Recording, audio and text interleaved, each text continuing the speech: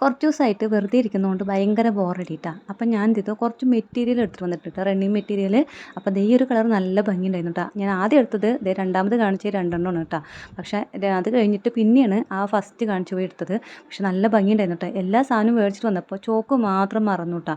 അവസാനം ആ ഒരു ചെറിയൊരു പീസേ ഉണ്ടായിരുന്നുള്ളൂ. ക്യാൻവാസും ആ ഒരു ആം ഹോളൊക്കെ കട്ട് ചെയ്യുന്ന ആ ഒരു ഷേപ്പർ അല്ലേ, സ്കെയിൽ, അതൊക്കെ വാങ്ങിയിട്ടുണ്ടായിരുന്നു.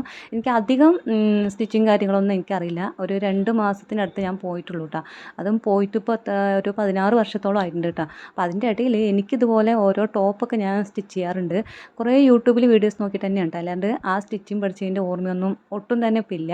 പക്ഷേ യൂട്യൂബ് ഉള്ളത് കൊണ്ട് ഞാൻ അത് നോക്കി തന്നെയാണ് കേട്ടോ ചെയ്യുന്നത്. ആദ്യം നെക്ക് ഭാഗം ഞാനൊരു ഷോൾഡർ നമ്മുടെ താന്നിട്ടായതുകൊണ്ട് അവിടെ കുറച്ച് ചരിച്ചിട്ടാണ് കേട്ടോ കട്ട് ചെയ്തിരിക്കുന്നത്. ആദ്യം ബാക്ക് നെക്കില്ലേ, അതൊന്ന് ഇതുപോലെ ഒന്ന് വരച്ചെടുക്കും. എന്നിട്ട് ആ ഭാഗം ഉള്ളിലേക്ക് ആക്കിയിട്ട് ഫ്രണ്ട് ഭാഗം കൂടി ഇതുപോലെ വരച്ചെടുക്കുക ചെയ്യുക. എന്നിട്ട് ഇത് കട്ട് ചെയ്തെടുക്കില്ല. ഇത് ഞാൻ ക്യാൻവാസ് വെച്ചിട്ട് നെക്ക് വെച്ചിട്ട് അത് സ്റ്റിച്ച് ചെയ്തിട്ട് മറിച്ചിട്ടിട്ട് അടിക്കുകയാണ് കേട്ടോ ചെയ്യുക.